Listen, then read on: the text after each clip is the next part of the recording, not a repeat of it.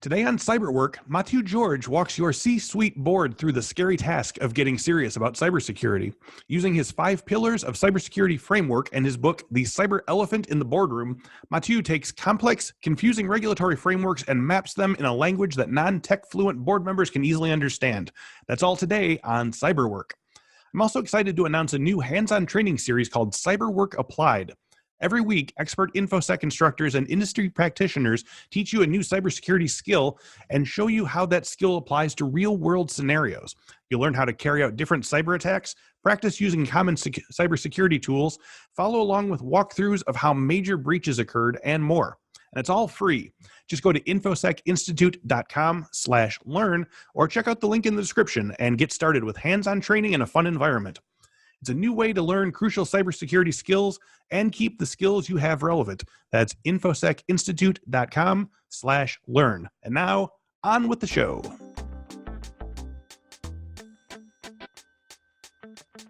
Welcome to this week's episode of the Cyberwork with Infosec podcast. Each week, we talk with a different industry thought leader about cybersecurity trends, the way those trends affect the work of Infosec professionals, while offering tips for those who are breaking in or moving up the ladder in the cybersecurity industry. Mathieu Gorge is the author of the new Forbes book release, The Cyber Elephant in the Boardroom, Cyber Accountability with the 5 Pillars of Security Framework. He's also the CEO and founder of VigiTrust, a cybersecurity company with clients in 120 countries. Mathieu describes his 5 pillars as an industry-agnostic methodology and is aimed at C-suite executives with a goal of enabling businesses of all sizes to map cybersecurity risk and demonstrate cyber accountability to regulators, government bodies, and law enforcement agencies. Mathieu has over 20 years of IT security and risk management experience and is much sought after for his experience. As an authority on cybersecurity solutions, he has been asked to speak at conferences including RSA, ISSA, and ISACA.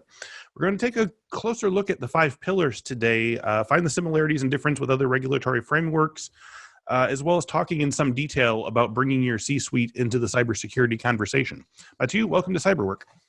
Thank you so much. I'm delighted to be here. So let's start out, as we do with most of our guests, with a little bit about your background. How long have you been in the cybersecurity industry? It sounds like quite a while, but what got you first interested into cyber risk strategies and cybersecurity in general?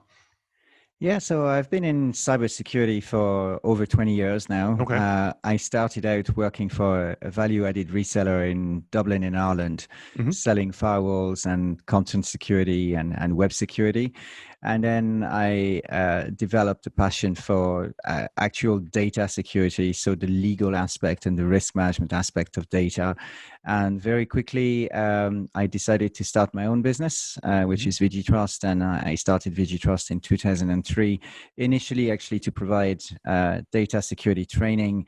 But at the time, it was a little bit ahead of its time. So I had to wait for a couple of years until I could really start selling those services. And then fast forward to today, the main essence of what we do at VigiTrust is provide integrated risk management solutions to comply with legal and industry security standards. So PCI, GDPR, HIPAA, ISO, many of them. And to your point earlier on, what I was always looking to find was common denominators between all of those standards and regulations worldwide. And that's where the 5 pillars of security came from. Okay. So you said you had to kind of wait a few years before things caught up. Can you talk a little more about that? You were offering services as early as 2003, but you said you sort of need to wait for the industry to catch up. What was it that you needed to have in place before you could do what you wanted to do? Yeah. So at the time, people were really into firewalls and intrusion detection and more geared towards technology rather than process and people. And so what I wanted to bring to the market was a way of explaining data security and data protection to standard users.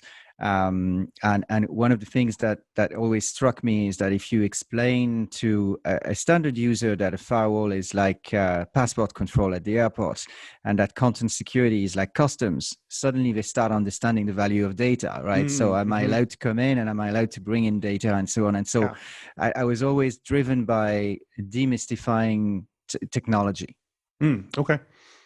Yeah, I was going to ask about that. What is it that you find so interesting and rewarding about protecting digital assets on such a large scale? Well, I think that security and data protection is not rocket science. If you explain it in plain business English, and if you get people to relate to their job and to what they do on a regular basis, they'll understand it much better, and then they'll start spotting when something is wrong, when something is odd. They'll start being able to report incidents, and they'll start behaving better as well online and when they work with systems. Right. When you deliver security awareness training, which I've been doing for years, and you know that by the end of the workshop, people go away with some key messages, and they remember a few things. They remember some key messages. It's great. So I often say that security is a journey and not a destination. So it's an ongoing journey, and you'll get a few pit stops along the way. You can breathe, you can demonstrate compliance to regulators and enforcement bodies and so on, but you can't really rest on your laurels. You have to keep going, because the attacks keep moving. And one of the key problems right now, especially with large enterprises, is that you need to explain that in plain English to the board and to the senior executives. If you come in with GDPR, you'll get their attention, but once you start explaining how to comply, you'll lose them very, very quickly. Right. So let's sort of start right here with the 5 pillars of cybersecurity framework. This is the main slant of your book, The Cyber Elephant in the Room. So since many of our listeners might be new to some of these concepts, we did a survey recently, and many of our listeners have 0 to 4 years of cybersecurity experience under their belt. So, we want to sort of appeal to everyone here. But so for people who are new to the concept of risk assessment in a career, can you explain the 5 pillars of cybersecurity and the framework around it? Yeah, so it's based on the idea that whatever industry you're working in, whatever the size of your business, you'll end up having to comply with legal and regulatory frameworks that require you to have various controls in place. And some of them will be technical, some of them will be policies, procedures, skills transfer, and so on. And when you start looking at them, it can be daunting, because the industry loves to use 3-letter acronyms that only security professionals really understand, and even so, sometimes we do get confused. And so the idea behind the 5 pillars of security is to bring back risk assessment and risk auditing and risk treatment, which is really how you address risk and how you reduce risk and mitigate risk, into 5 common denominators. And these are physical security, people security, data security, infrastructure security, which is your wider infrastructure. So anything behind your firewalls, your networks, your extranets, your applications, your third parties, and your remote workers, for instance. And then crisis management, what do you do when something goes wrong? So if you try and explain any type of regulation anywhere in the world, and you map all of the controls to those 5 pillars, you'll get a much more captive audience, because everybody understands that you need physical security. Not everybody can get into your home or into the company premises. Everybody gets that. People security, well, you're not going to let just anybody in and out. And once they're in, you have a duty of care to make sure that nothing happens to them. Data security. Well, what kind of data do you have? Is it paper-based? Is it electronic? Is it structured? Is it unstructured? So that's kind of easy to understand. Infrastructure. Oh, okay, I've got 150 vendors that I need to use. Well, is that a risk? Is it not? How do I map that risk? I use 25 applications, 2 of which I built myself.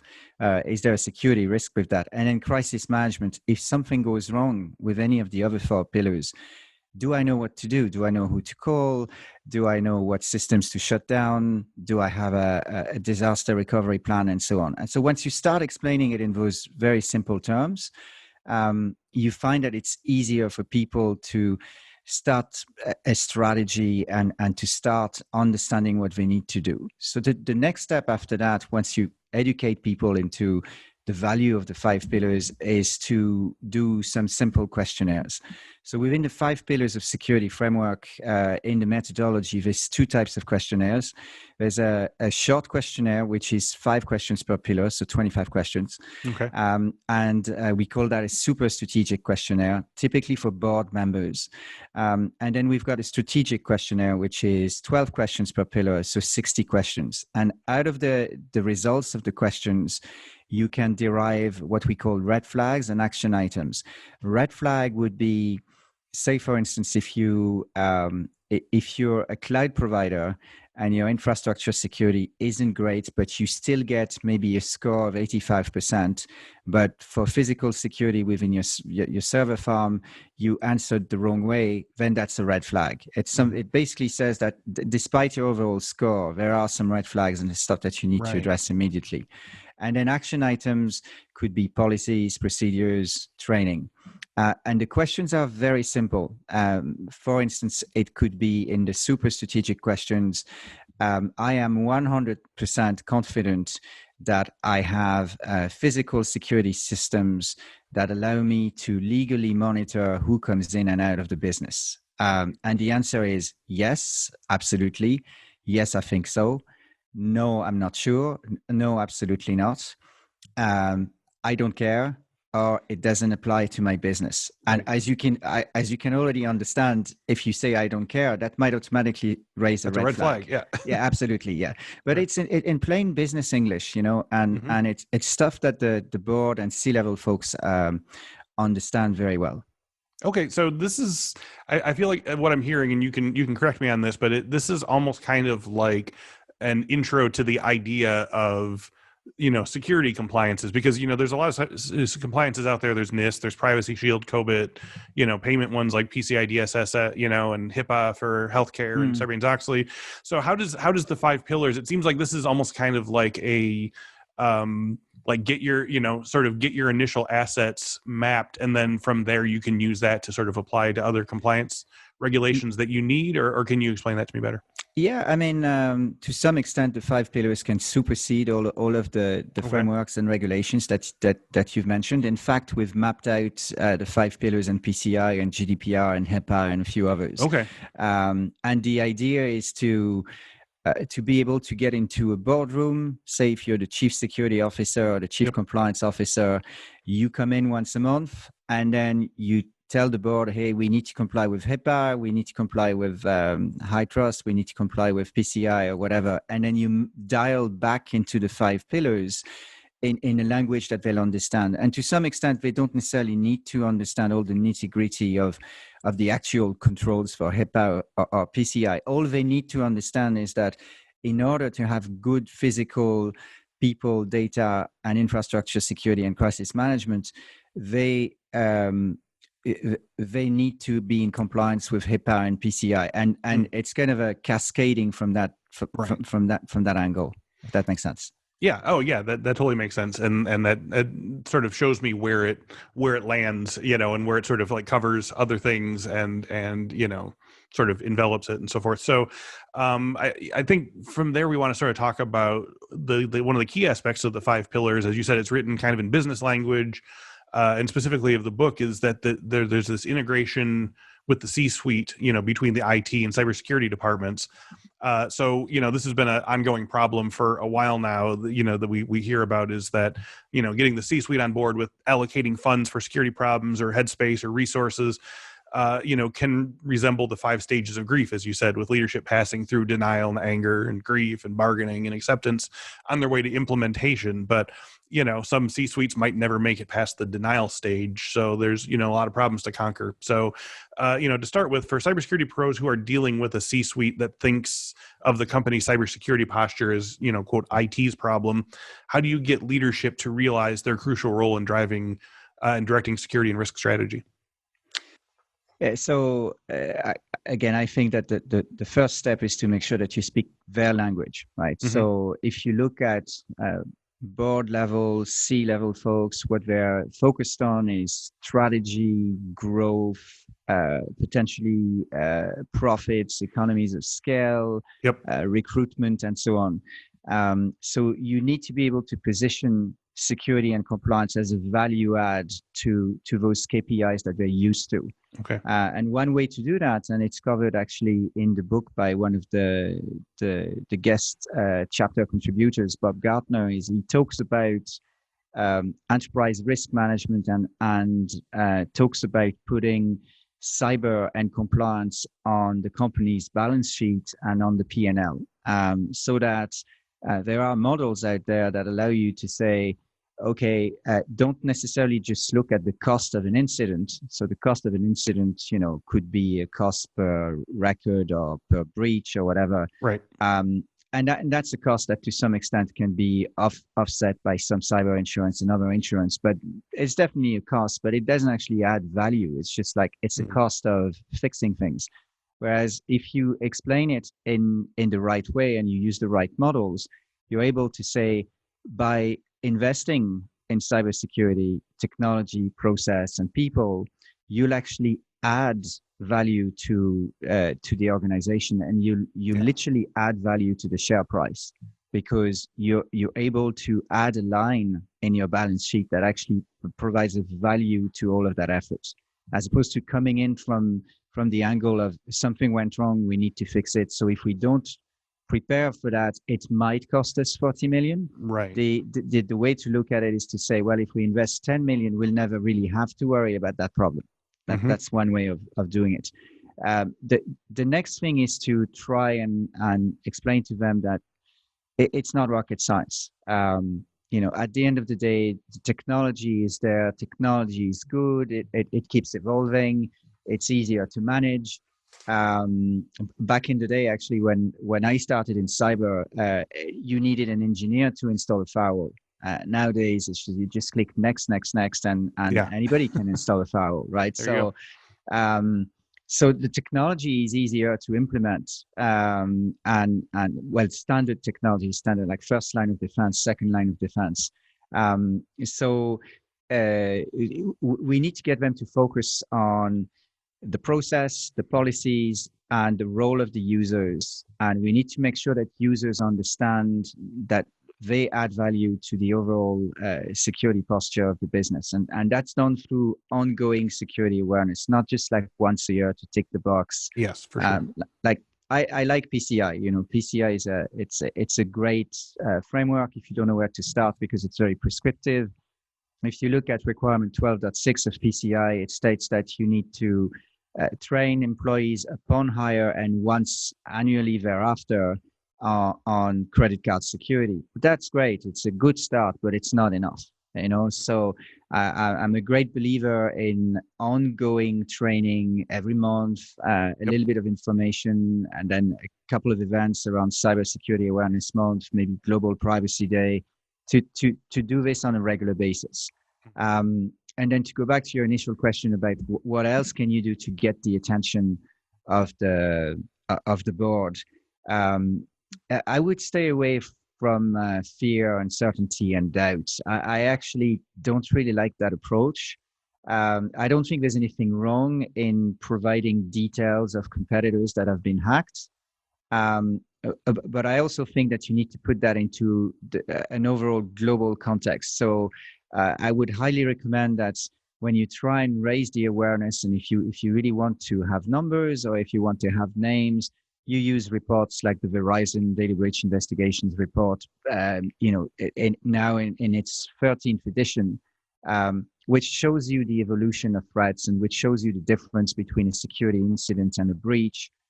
Again, reasonably in plain English as well, because the last thing you want to do is tell the board that your competitors have been breached because they didn't have technology XYZ that the board will be saying, do we have it? Do we not?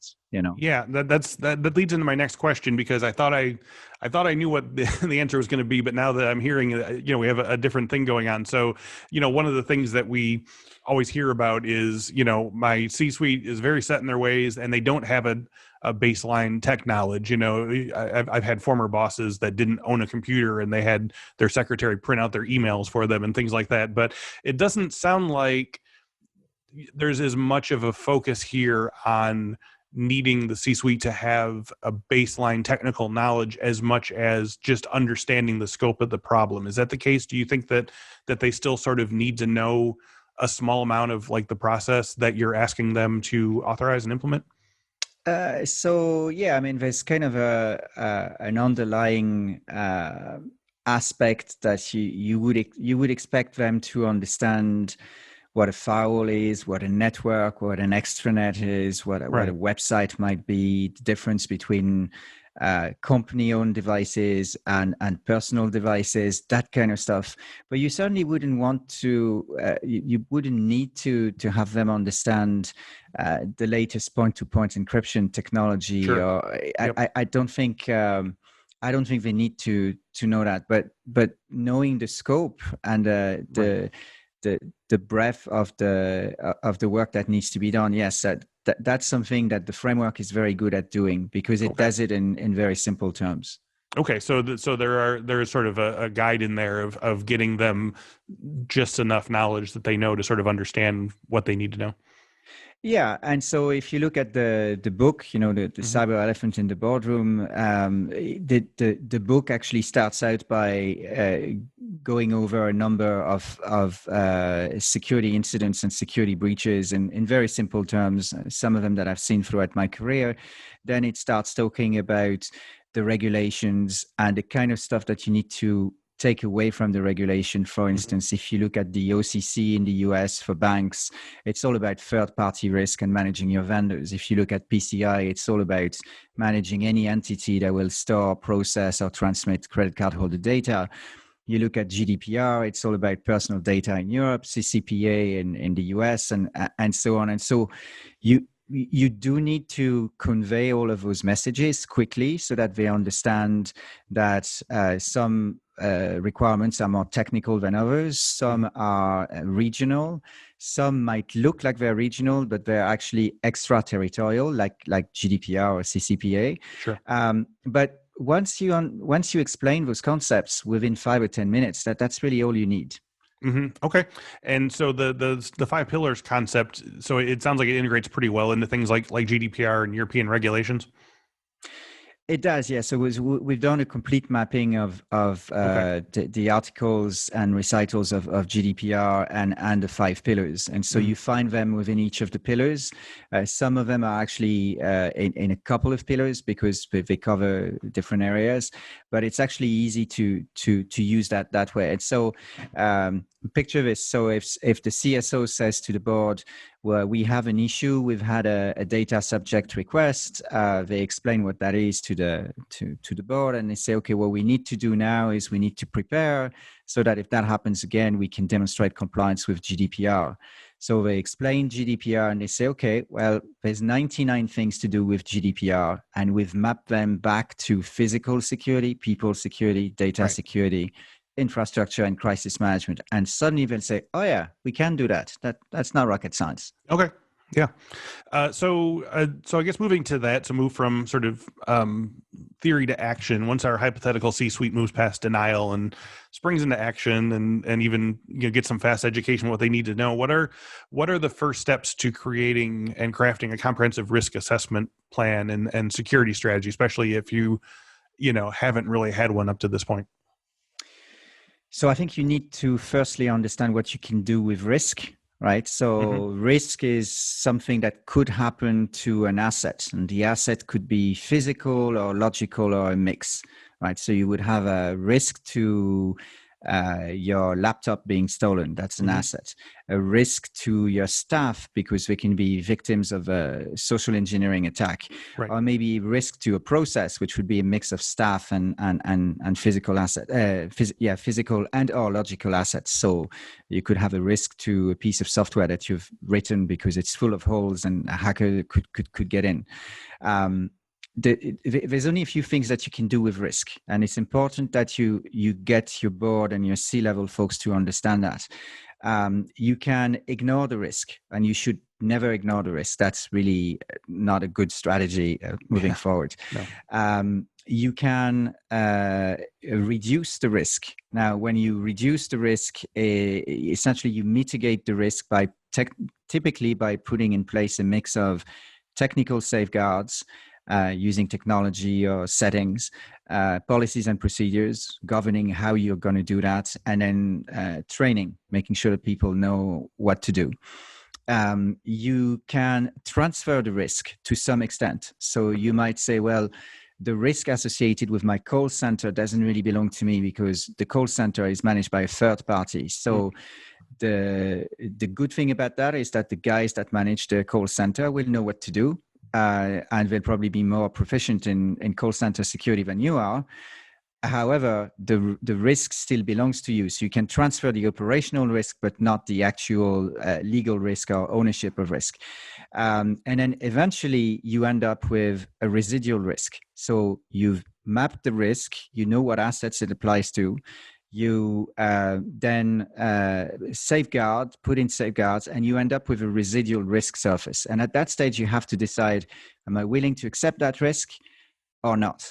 And it could be that you have no choice but to accept the risk. I'll give you an example of that.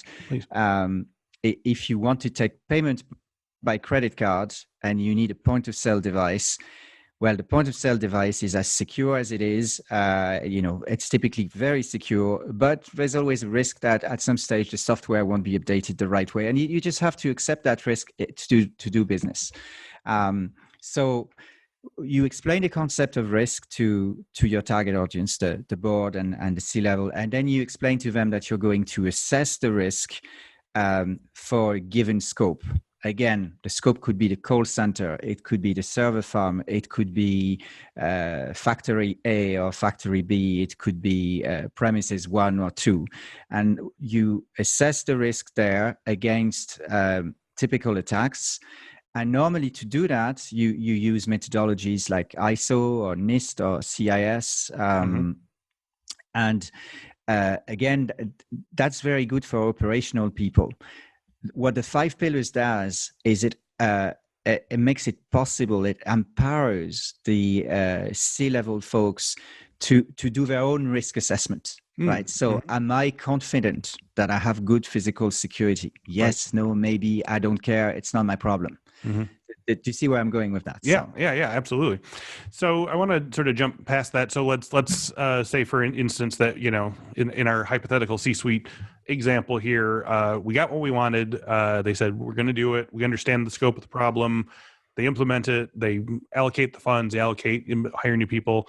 So the next concern, I guess, is to make sure that creating the plan isn't something that's done once and never updated. So how do you get your C-suite, who at this point might be sick of hearing from you about all these things, to create an open-ended system that's able to be updated, improved as time and circumstances require? Right. So, and the first thing is, you're right. They'll be sick of hearing from you all the time, especially the last couple of months. They'll want you off their back. So I go back to the concept that security is a journey and not a single destination. So that's one of the key messages that we need to impart on them. The next thing is that they also need to understand that inherently, when you look at security, there are some tasks that are unique and there are some tasks that are recurring. An example of a task that is unique is doing a risk assessment the first time you onboard a new client, for instance. That's a unique task because it's the first time you do it. But that task becomes a recurring task if you keep the vendor on board or if you keep that business unit on board, because you need to assess them on a regular basis. If you look at PCI, which again is a good starting point, PCI has a mix of daily, weekly, monthly, quarterly, and yearly tasks. An example of a daily task would be looking at the logs. An example of a weekly task would be making sure that the antivirus is updated, although it should be done daily. But an example of a monthly task is reviewing the firewall rule base. A quarterly task is doing a quarterly scan, and then yearly task is a full pen test. Right. So when you do your risk assessment, you'll be able to see which assets belong to the unique type task and the ones that belong to the recurring tasks, and whether it's weekly, daily, monthly, or whatever. And once you have all of that in place, you can put a continuous compliance program in place. So you either do it manually, managing it through a CRM or a help desk system, or you use an integrated risk management tool, which essentially will provide you with the ability to disseminate policies, do training, conduct the assessments, schedule all of the tasks, and then at a click of a button, give you a report as to where you are. Okay. So because the theme of our show is cyber work, we like to get our guests' insight on breaking into the industry at the points at which they're currently experts. So for someone who wants to do the sorts of things we're doing in these thought exercises, i.e. the creation and updating of security strategies or frameworks, compliance, risk strategies, what are some skills and certifications and projects that they should be working on right now that would move them towards the goal of getting into that part of the industry? Yeah, so some of the certifications that are actually quite good for that would be some of the ISACA certifications, like the CISA, CISM, CIRISC. Certainly getting training in ISO is quite good. ISO 27000 series is based on that idea of continuous compliance, and that's quite good. PCI is good too, because PCI has that thing called making security BAU, business as usual. So it has that angle and that methodology. Certainly, the 5 pillars of security is very simple to learn, and it's very easy to implement. Right. And I would also recommend, I suppose, that anyone who wants to do that makes sure that they keep an eye to they keep their ear to the ground as regards new regulations and new mappings, right? Yeah. And so an example of that is CCPA being very often compared to GDPR, right? So CCPA being the US answer to GDPR. Sure. Well, yes and no. There's a common baseline, but there's some key differences, for instance, in consent and so on. And so I would urge people to make sure that they double check everything. And there are some very good frameworks out there that do multiple framework mappings, Can you talk about some of the soft skills or other, talents that make people especially good at doing this type of job, apart from learning regulations and so forth? Patience is a good skill to have, especially when dealing with boards. Diplomacy too.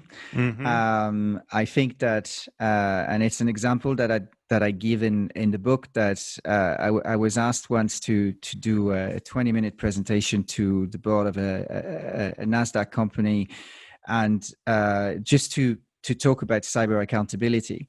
And what I did is I looked them all up on the internet. I got some information, and they had way too much information that was available. So I was able, within 5 or 10 minutes, to drop hints as to, I knew that some of them were playing golf in that area. I even knew their handicap and so on. And so they, some people were laughing, other people were extremely offended. And so that was a lesson for me, because I think that some of the soft skills would be to try and explain to them that they play an important role without offending them, right? And so no fear, uncertainty, and doubt, and just get them. It's okay to be a little bit cheeky, but not too cheeky, because otherwise it's a little bit counterproductive. Some of the other skills would be the ability to leave them with key messages, like news bites or little digests that they can go away with. Right. So if they can go away with a few key messages like security is not rocket science. Security is a journey, not a destination. Yep. There's only four things you can do with risk, right? So if they already go away with those three messages, I think that's good, and it's a nice soft skill to have, you know? Yeah. So to flip to the other side of that, do you feel like there's a baseline level of technical expertise that someone who wants to do this kind of work needs? Like if you know the board starts sort of prodding you with questions, well, what exactly do we need here? What type of firewall? What, you know, is that something that you farm out to other parts of the security team, or should you also be kind of a little bit of an expert in a lot of different things? So I think you need a good general knowledge of network security and web security and cybersecurity. Okay. You don't need to be able to install the network, but you need to be able to understand how the network is hanging together and the different components and so on. But again, it's really not rocket science. So I studied languages. I never studied IT. I never studied compliance until I was in the industry, and then I got training from various vendors, and then I started reading a lot of books. I read a lot of security books. I spend about an hour a day reading security newsletters. And I don't do it in 1 hour. It's like I get up in the morning, I have a cup of coffee, I might spend 10-15 minutes reading on some stuff. And I do this 3 or 4 times a day in order to keep with the program. Because things move very, very quickly. Yes. I don't know if I can provide a very topical example, but we've seen with the pandemic a rise in ransomware and phishing attacks, right? So the criminals have understood that the attack surface is much bigger today than it was before the pandemic, because everybody's working from home with home devices, no training, no policy, no security. And even though companies are catching up on that, they, the attack surface is so big that there's been a rise in phishing attacks and also in ransomware for that matter. And so the attacks move on very, very quickly. And as vaccines are starting to come out, I would bet a few drinks that we're going to see in the next few weeks a lot of phishing scams around click here to get the vaccine way quicker or for half the price, that is one of the other skills that I suppose I don't know if it's a skill, but it's certainly a requirement that you need to keep with the program, because it moves very, very quickly. The attacks move very quickly. I just wanted to jump without jumping to the next question. You said you read a lot of books and you keep up with things. Can you give us a short reading list of books that have come out recently that you obviously five, the Cyber Elephant in the Boardroom is a top one, but can you give me some other examples of books that you think are especially interesting right now to people in this area that they should check out, or websites that you really like? Yeah, so there's a book that is actually just out now, or literally just about to come out, from Ira Winkler, that you might know, and the book is called "You Can Stop Stupid." And the idea is that good title. It's not a case that you can't stop stupid people. It's a case that perhaps there are no stupid people. It's just a case that they need to be educated. So I would highly recommend that book. Nice. In terms of